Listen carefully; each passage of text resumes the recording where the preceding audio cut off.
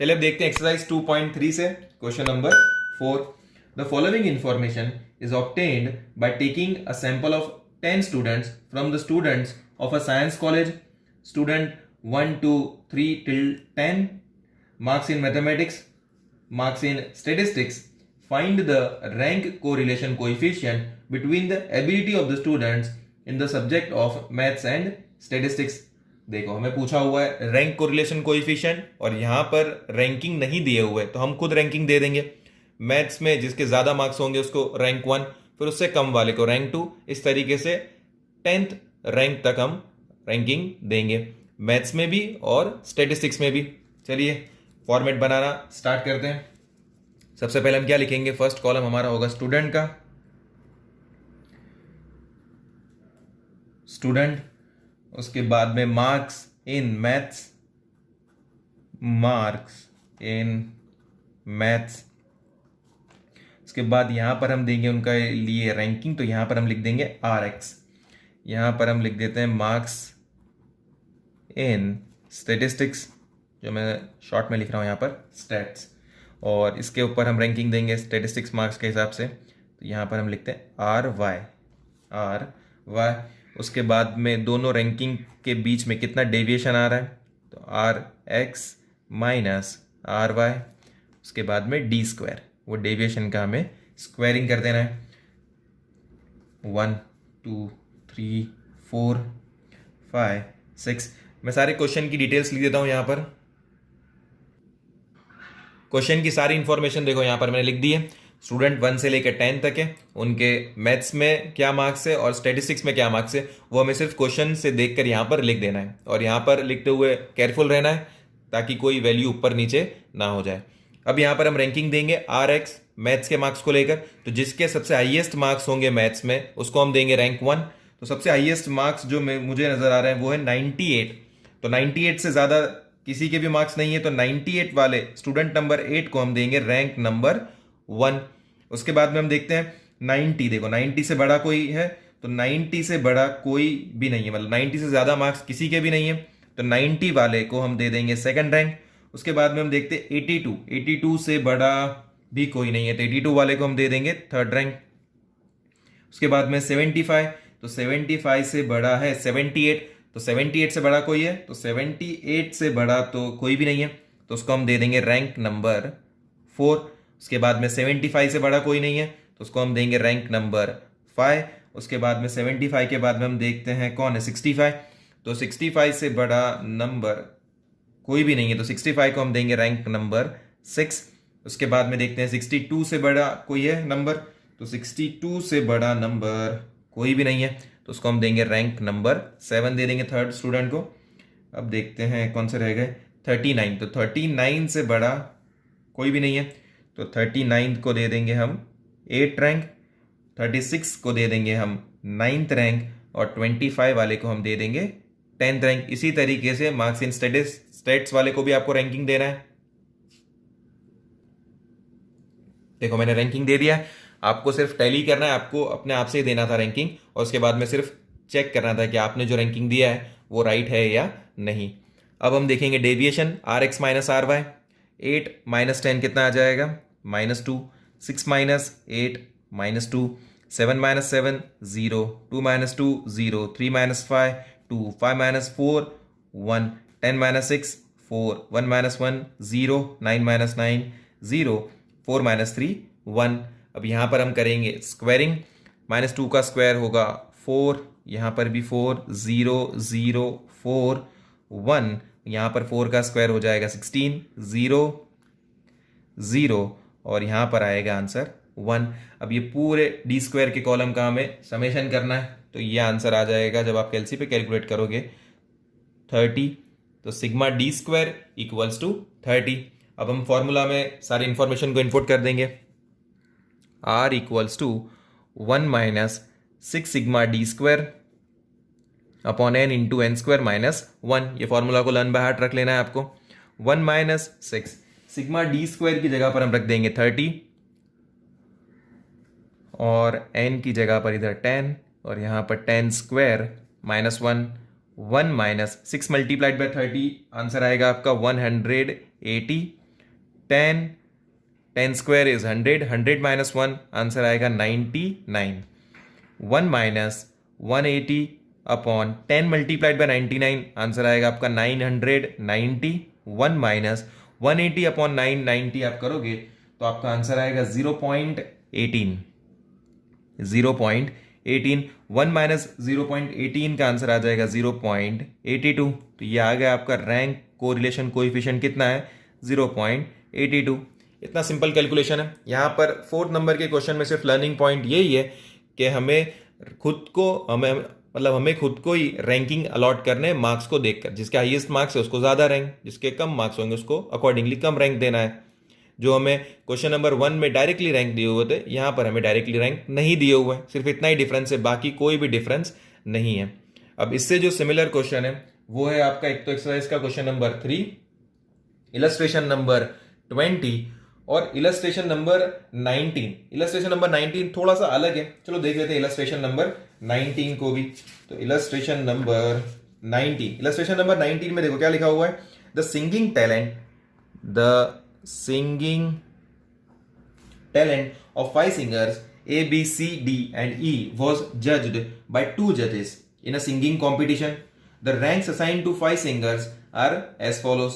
यहाँ पर रैंक का जो कॉलम है वो फर्स्ट दिया हुआ है 1 2 3 4 5 बाय जज 1, मतलब C को जो है जज 1 ने फर्स्ट रैंक दिया है, A को सेकंड रैंक दिया हुआ है, B को थर्ड रैंक दिया हुआ है, E को फोर्थ रैंक, उसी तरीके से जज 2 ने भी रैंकिंग दिए हुए हैं। Find the similarity between the decisions of the 2 जजेस from the rank correlation coefficient, मतलब हमें रैंक कोरिलेशन कोएफिशिएंट फाइंड करना है दोनों जज के बीच में। अब देखो यहां पर क्वेश्चन थोड़ा सा डिफरेंट वे में दिया है, तो इसको हम पहले हमारे जो फॉर्मेट होता है उसमें पहले कन्वर्ट कर देते हैं। तो वो हम कैसे कन्वर्ट करेंगे, देखो इन टोटल कितने सिंगर्स है, 5 सिंगर्स है, तो हम यहां पर क्या लिख देंगे, देखना है यहां पर आप 5 सिंगर्स, तो सिंगर्स का कॉलम बना देंगे A, B, C, D और E, और यहां पर हम लिखेंगे रैंक बाय जज 1, रैंक बाय जज 1, और यहां पर हम लिखेंगे रैंक बाय जज 2। अब देखो जज 1 ने देखेंगे कि A को कौन सा रैंक दिया हुआ है, तो देखो आप क्वेश्चन में जज 1 ने A को रैंक दिया हुआ है सेकंड, कौन सा दिया हुआ है, सेकंड। जज 1 ने B को कौन सा रैंक दिया है, थर्ड रैंक दिया हुआ है। जज 1 ने C को कौन सा रैंक दिया हुआ है, तो C को फर्स्ट रैंक दिया हुआ है। D को कौन सा रैंक दिया हुआ है, फिफ्थ रैंक, और E को रैंक दिया हुआ है 4। अब वैसे ही जज 2 ने A को कौन सा रैंक दिया हुआ है, फोर्थ रैंक, B को कौन सा रैंक दिया हुआ है, फर्स्ट रैंक, C को रैंक दिया हुआ है 2, D को रैंक दिया हुआ है 3 और E को रैंक दिया हुआ है 5। देखो अब ये क्वेश्चन जो है वो बिल्कुल सिमिलर हो जाता है हमारे क्वेश्चन नंबर 1 से, एक्सरसाइज 2.3 का क्वेश्चन नंबर 1 जो हमने पहले ही सॉल्व कर दिया है। अब इसमें सिंपल आपको क्या करना है, एक कॉलम बनाना है सिंगर का, दूसरा कॉलम रैंक बाय जज 1 that is RX, third column rank by जज 2 दैट इज RY, उसके बाद में deviation D equals to RX minus RY, उसके बाद में फिफ्थ कॉलम D स्क्वायर, उसके बाद में स्पीयरमैन रैंक कोरिलेशन का सिंपल फॉर्मूला और सिंपल कैलसी पर कैलकुलेशन करके आंसर को कैलकुलेट कर देना है। ठीक है, तो आपके लिए 3 क्वेश्चन हो गए। एक तो हुआ आपका इलस्ट्रेशन नंबर 20 को, इलस्ट्रेशन नंबर 19 जो अभी हमने किया, और एक्सरसाइज से क्वेश्चन नंबर 3। चलिए अब देखते हैं एक्सरसाइज 2.3 से question number 6। 2 interviewers gave the following scores to the candidates on the basis of their performance in the interview. Find the rank correlation coefficient between the evaluation of 2 interviewers. Candidate A, B, C, D, E, F, G, H, marks by first interviewer, marks by second interviewer. अब देखो यहां पर भी हमें जैसा question number 4 में हमने किया है वैसा ही क्वेश्चन नंबर 6 में भी करना है, मार्क्स के अकॉर्डिंग हमें रैंकिंग देना है। लेकिन यहां पर एक लर्निंग पॉइंट है और वो लर्निंग पॉइंट हम देखते हैं, पहले वो देखने से पहले हम फॉर्मेट रेडी कर देते हैं। तो फॉर्मेट में हम क्या लिखेंगे, यहां पर सबसे फर्स्ट कॉलम में आ जाएगा हमारा कैंडिडेट, उसके बाद में होगा मार्क्स बाय फर्स्ट इंटरव्यूअर,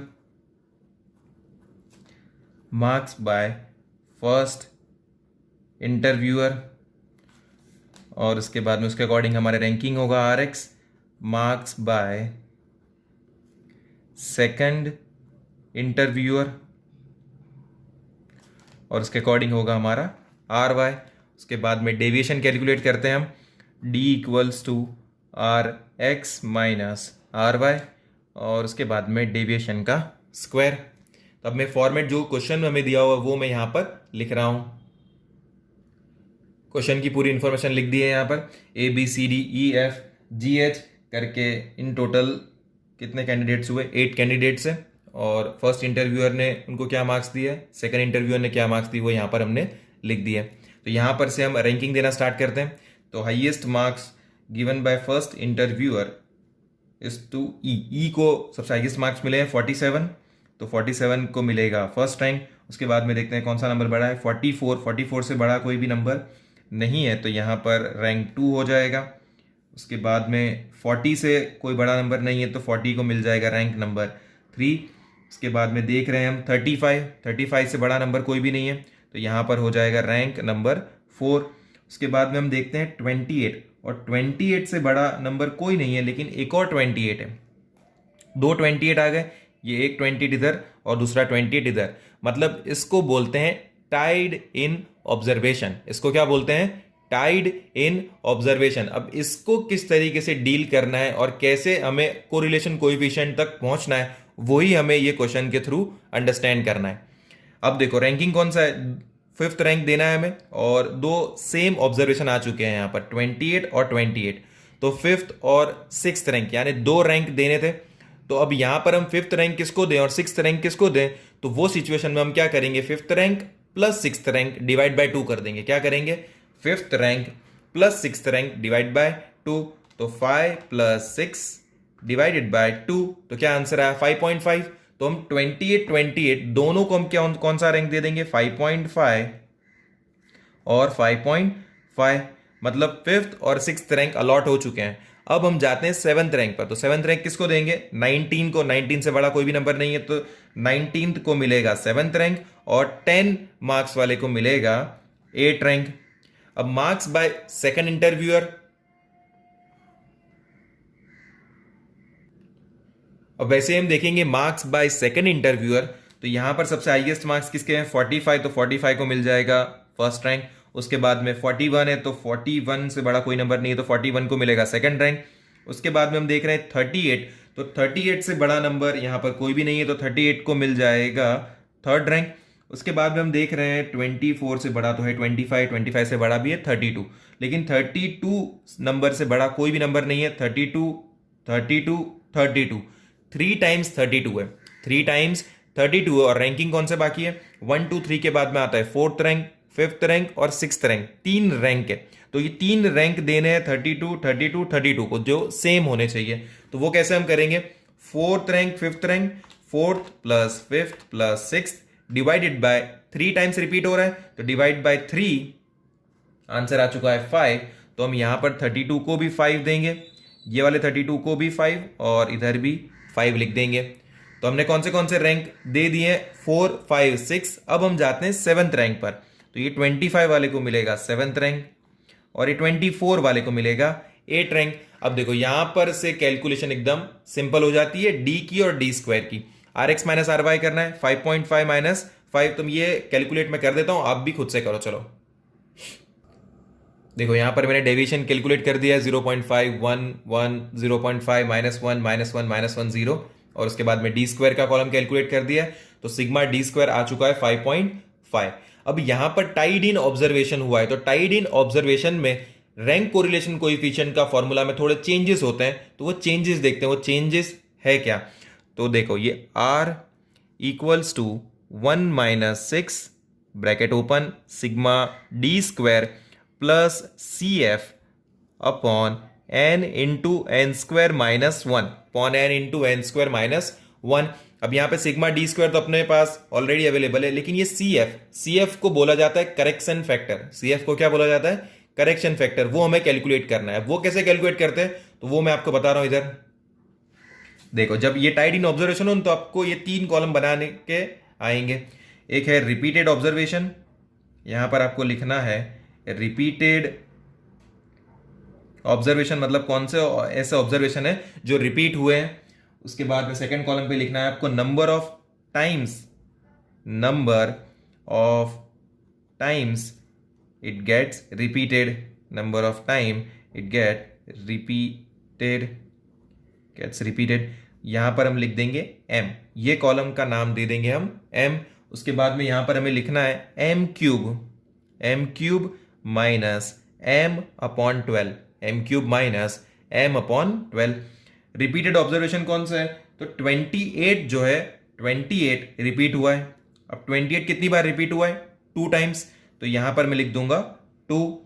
अब यहां पर हमें करना है 2 क्यूब, ये m है, ये वैल्यू किसकी है, m की, तो जहां पर m है वहां पर हम 2 लिखेंगे, तो m की जगह पर मैंने यहां पर 2 लिखा और यहां पर 2 डिवाइड बाय 12। जब आप ये कैलसी पर कैलकुलेट करोगे तो यहां पर इसका आंसर आ जाएगा आपका 0.5, ये आंसर आएगा आपका 0.5। उसके बाद में 32 जो है 3 टाइम्स रिपीट हुआ है, 32 3 टाइम्स रिपीट हुआ है, तो 3 अपना क्या है m, तो m की जगह पर हम रख देंगे 3, तो 3 cube minus 3 upon 12, 3 cube minus 3 upon 12। जब इसको आप कैलकुलेट करोगे कैलसी पर तो इसका आंसर आ जाएगा 2। अब ये जो कॉलम है, ये कॉलम का समेशन करना है, ये कॉलम का समेशन, तो आंसर आएगा 2.5। आंसर कितना आया 2.5, तो ये 2.5 क्या है, summation of m cube minus m upon 12, summation of m cube minus m upon 12। इसको बोला जाता है CF यानी कि करेक्शन फैक्टर। इसको क्या बोलते हैं, CF यानी कि करेक्शन फैक्टर। तो ये CF भी हमें अब मिल चुका है, सिग्मा डी स्क्वायर भी हमारे पास है, तो अब ये फॉर्मूला यूज करके हम कोरिलेशन कोएफिशिएंट को कैलकुलेट कर सकते हैं।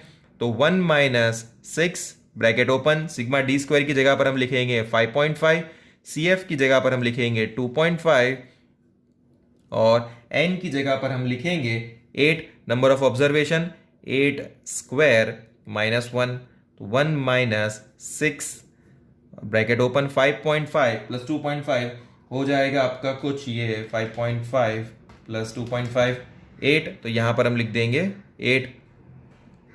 8 मल्टीप्लाइड बाय 8 स्क्वायर 64 है, 64 माइनस 1 कितना हो जाएगा 63, तो यहां पर हम लिख देंगे 63। 1 माइनस 8 6 होता है 48, 63 मल्टीप्लाइड बाय 8 का आंसर आएगा आपका 504। 1 माइनस 48 अपॉन 504 आंसर आएगा आपका कुछ, इसको राउंड ऑफ कर देना 0.10, इसका आंसर आएगा 0.10। उसके बाद में आंसर आपका आ जाएगा 0.90। 1 minus 0.10 is 0.90, r equals to 0.90। ये कैलकुलेट कर दिया हमने रैंक कोरिलेशन कोएफिशिएंट। इसका मतलब ये हुआ कि जब भी क्वेश्चन में मार्क्स दिए हो और अपने रैंक अलॉट करने, और वो सिचुएशन में किसी के मार्क्स सेम हो रहे हो, टाई हो रहा हो, तो वो सिचुएशन में रैंक कोरिलेशन कोएफिशिएंट का फॉर्मूला क्या बन जाता है, 1 minus 6 bracket open sigma D square plus CF upon n into N square minus 1। और वो CF कैलकुलेट करने के लिए हमें ये 3 कॉलम्स बनाने होते हैं, एक है रिपीटेड ऑब्जर्वेशन, एक है number of times the observation gets repeated, और नंबर 3rd कॉलम होता है m cube minus m upon 12। ये आपको याद रखना है, ठीक है। उसके बाद में इसका जो समेशन होगा वही समेशन क्या होता है अपने लिए CF यानी कि करेक्शन फैक्टर, वो हम यहां पर रख देंगे CF की जगह पर 2.5, ठीक है। अब इससे जो सिमिलर क्वेश्चन है वो मैं आपको बता रहा हूं। एक तो है आपका इलस्ट्रेशन नंबर 21, 22, 23 एंड एक्सरसाइज का क्वेश्चन नंबर 5।